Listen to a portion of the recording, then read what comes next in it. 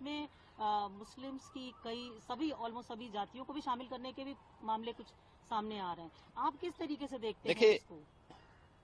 कांग्रेस का वक्तव्य बहुत दुर्भाग्यपूर्ण है और भारत के इस्लामीकरण करने और भारत को विभाजन की ओर धकेलने का एक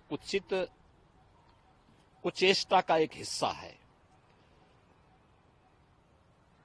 कांग्रेस यूपीए सरकार आने के बाद उसने उस समय भी इस प्रकार के कुत्सित प्रयास किए थे। पहले जस्टिस रंगनाथ मिश्रा के नेतृत्व में एक कमेटी गठित की थी और रंगनाथ मिश्रा कमेटी ने एक प्रयास किया था। उस समय भी उस कमेटी की जो रिपोर्ट थी वो इस बात की ओर ध्यान आकर्षित करती थी कि ओबीसी वर्ग को मिलने वाला जो 27% आरक्षण, उसमें 6% आरक्षण मुस्लिम को दे दिया जाए। ऐसे ही उस कमेटी की रिपोर्ट में यह भी था कि दलितों को भी, यानी जो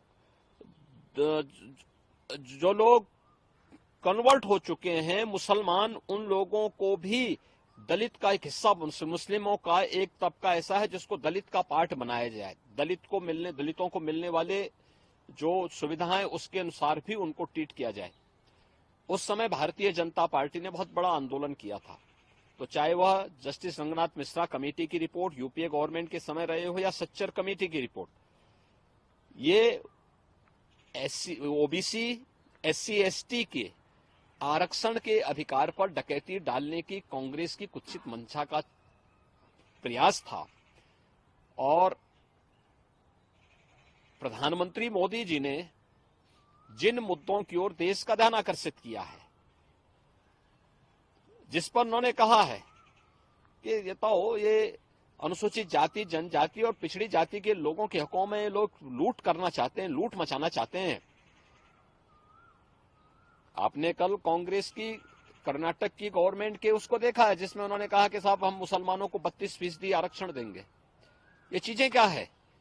ये सच उजागर हो रहा है और कांग्रेस के कुछ सांसद भी सैम पेत्रोदा की बातों का समर्थन कर रहे हैं। जो सांसद पद के प्रत्याशी हैं वे लोग समर्थन कर रहे हैं। तो ये चीजें दिखाती हैं कि इनकी मंशा देश के प्रति अच्छी नहीं है।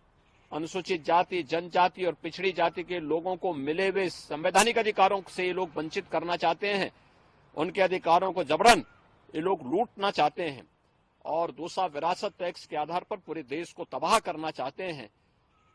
तो इन दोनों के प्रति देश को सतर्क रहना होगा, आम जनमानस को सतर्क रहना होगा और कांग्रेस और इंडी गठबंधन के लोगों के इन मंसूबों को पूरी तरह खारिज करने के लिए लोकतांत्रिक अधिकार का अपना सही उपयोग करना होगा।